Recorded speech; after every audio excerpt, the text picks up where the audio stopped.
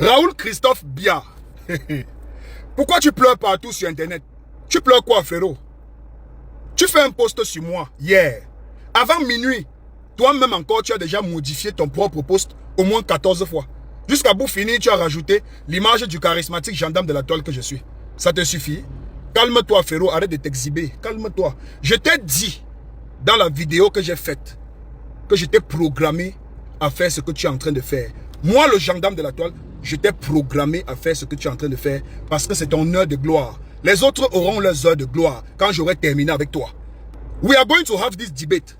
Ça aura lieu. La poule est encore dans le sac. Lorsqu'elle sortira du sac, on fera le marché. On ne vend pas la poule dans le sac. C'est vous qui avez créé un média digital sur Internet. Ou c'est Ndeps, ou c'est BD, ou c'est DB quoi agency là. Je te demande donc, vois avec ton équipe, organiser un débat face to face, Raoul Toumi.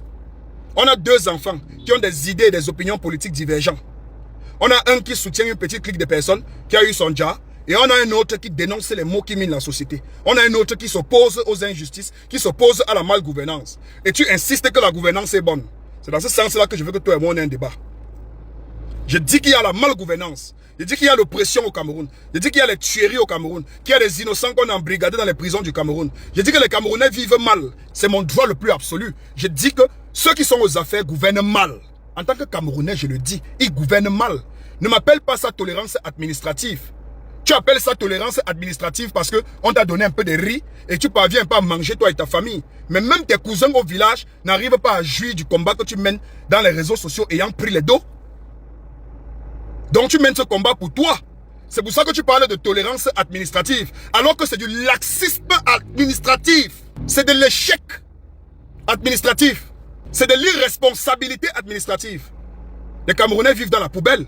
Voilà un jeune qui publie les poubelles tous les jours à Douala. Pourquoi vous ne faites pas les vidéos aussi pour démentir ça? Parce que les poubelles sont réelles. Si tu veux, à Yaoundé, toute la semaine, ils te filment ça. Il y a du sale à Yaoundé. Tu as dit que Mirador faisait du sale. Non! On vit dans le sale. On vit dedans. Moi, je te dis, toi et ton équipe, organisez un débat face to face. Toi et moi, on va parler. Deux jeunes qui ont des idées et des opinions politiques divergentes. On va démontrer aux Camerounais qu'au-delà de nos idées et de nos positionnements politiques, on peut avoir un débat responsable, courtois, sans sauvagerie, sans mots bordelisés. Organisez ça là-bas. Tu me demandes de t'amener un modérateur. Je suis journaliste. Tu me demandes de programmer l'émission. Je suis journaliste. Bon, maintenant, si tu insistes absolument que je vienne avec un modérateur, il n'y a pas de souci. Je vais contacter le grand frère Pierre Blériot Niemek. J'espère que l'hierarchie de votre DP, machin agency là, ne va pas refuser. Si tu insistes que je ramène le modérateur, je vais donc venir avec celui que je considère comme un intellectuel qui pourra véritablement modérer ce face-à-face. Il s'appelle Pierre Blériot. Donc confirme-moi ça. Il va aller m'agenouiller, me coucher devant le grand frère là, pour qu'il vienne être le modérateur dans ce face-à-face. Choc. Hein, Raoul? Ce n'est pas organiser un petit face-à-face qui va te dépasser. Je pense que quand tu étais à Vision 4, tu as organisé plus pire que ça. Tu avais organisé une interview bordélique là avec une jeune petite fille qui vend les produits qui font pousser les fesses et les seins. À Douala qui est devenue influenceuse aujourd'hui. Et tu as passé ton temps à encourager toujours les bêtises. Hein? Une fille qui partageait l'argent à minuit aux gens. C'est avec ça que tu as fait les émissions. Tu dis que tu fais 26 pays journaliste. Journaliste des cavernes. Mon frère, je ne suis pas journaliste. Je ne viens pas te concurrencer dans ton métier de journaliste. Je t'ai dit, je suis un jeune constructeur des ouvrages métalliques du Cameroun. C'est ça mon métier. J'ai des aptitudes dans la création de contenu, donc je suis créateur de contenu sur Internet. Maintenant, je suis quelqu'un qui dénonce la malgouvernance. Donc je me pose à la qualité de gouvernance que nous subissons au Cameroun. Là, je suis libre. Je ne suis pas obligé de valider la même gouvernance que toi tu as validée. Dans tes vidéos, tu sembles vouloir imposer aux gens de soutenir le président Paul Biya parce que toi tu le soutiens. On n'est pas tous obligés de le soutenir. Et ce n'est pas parce qu'on ne le soutient pas qu'on devient les ennemis de la République. Il faut faire attention, ne confondez pas les gens et ne confondez pas les choses. C'est ce que je t'ai dit. Donc je ne viens pas te concurrencer en tant que journaliste. Tu es journaliste des métiers. Je ne sais pas si tu as un diplôme ou pas, mais je sais que tu es journaliste. Tu travailles à la télé. Il n'est jamais travaillé à la télé. Et en temps, tu es créateur de contenu. Donc c'est sur ta casquette de créateur de contenu que moi je t'attaque. Parce que c'est en tant que créateur de contenu que tu as voulu molester les créateurs de contenu dans les réseaux sociaux. Que tu veux fermer leur bouche dans les réseaux sociaux. Et je te dis que je ne te laisserai pas faire. Et pour cela, organise-moi l'émission et on fracasse tout. On sort la poule du sac et on vend. On ne vend pas la poule dans le sac. Raoul, viens, on enlève la poule du sac, on la mène au marché et on la vend. Et si les gens ne veulent pas l'acheter ayant ses plumes sur son corps, on la déplume, on découpe même en morceaux et on vend ça en brochette. Je sais que ma venue dans votre média vous fera une très très grosse pub. Et je sais également que c'est ça que tu chasses depuis. Tu chasses la pub. Tu aimerais avoir le gendarme de la toile dans votre machin agency là. Tu aimerais m'avoir avec vos couleurs rouges bizarres, que vous avez tous adopté depuis un moment là sur internet là. Vous me faites même peur avec vos couleurs rouges là. Vous avez signé que dans quoi?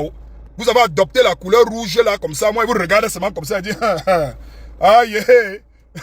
Parce que je connais l'histoire de la couleur rouge que vous ne faites qu'utiliser dans les logos et tout ça. Je connais l'histoire cachée derrière. Hein?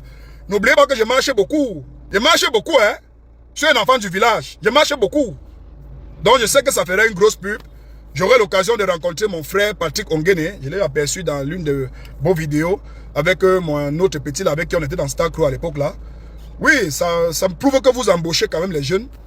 Ça prouve. Mais je doute fort que vous soyez une entreprise enregistrée hein, au fisc. Hein, parce que ça, c'est l'une des conditions qu'il va falloir remplir pour que je vienne sur votre plateau.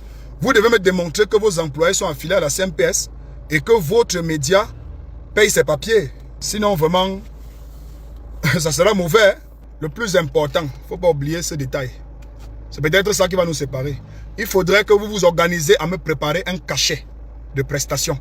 Parce que inviter un gorgor comme moi, le gendarme de la toile, à venir dans l'une de vos émissions, il faudrait préparer un cachet. Je ne peux pas déplacer ma berline, me mettre du parfum, je suis beau, je me coiffe et tout. Oui, parce que j'ai toute une équipe qui marche avec moi et tout. Pour que vous venez me trimballer dans les endroits que vous avez loués pour tourner l'émission alors que vous n'avez pas encore de local. Et j'avais écrit en commentaire chez ton frère là quand il a posté, il cherchait le local. Je lui ai dit que j'ai un magnifique local à Biemassi, une villa, 4 chambres, 3 douches, une grande cour qui peut encore servir même pour construire avec les matériaux provisoires des petits ateliers de travail. Avec une barrière. Il y a le forage, il y a l'eau et l'électricité là-bas est nickel. C'est un triphasé. Ça arrive là-bas en 240. Donc la puissance est là. Voilà. Et j'ai même un groupe électrogène qui peut mettre à votre disposition. Ça, je vends. Tu vois comment je vous aide, je suis utile. Donc vous ne pouvez pas organiser une grande émission avec une star comme moi et vous ne me payez pas un cachet. Donc je ne peux pas déplacer ma berline, je mets le carburant, je me rends beau, je me parfume, je me coiffe avec toute mon équipe et tout ça. Vous me trimballez partout sans qu'il y ait un cachet. Alors que vous, votre taf que vous faites depuis ces temps-là, vous avez eu un cachet. J'aurais appris quand vous aurez donné 1 milliard. Ton broda a voulu donner l'impression qu'on ne peut pas transporter 1 milliard. Il a dit, frérot, calme-toi, tu mens. Si vous êtes à 3, on vous dit 1 milliard, ça fait 330 millions chacun. 330 millions de dans la valise qu'on porte souvent pour voyager avec. Tu jettes ça derrière la voiture et vous tous, vous avez les voitures. C'est le genre d'argent qu'on garde même à la maison. On ne met pas en banque.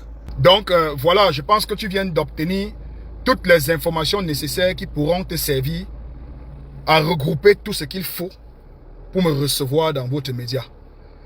Recevoir le gendarme de la toile pour avoir un hot et un hot face-à-face digital interview. Comme Rodrigue Tongue aime souvent le dire. Voilà, c'est de ça qu'il s'agit.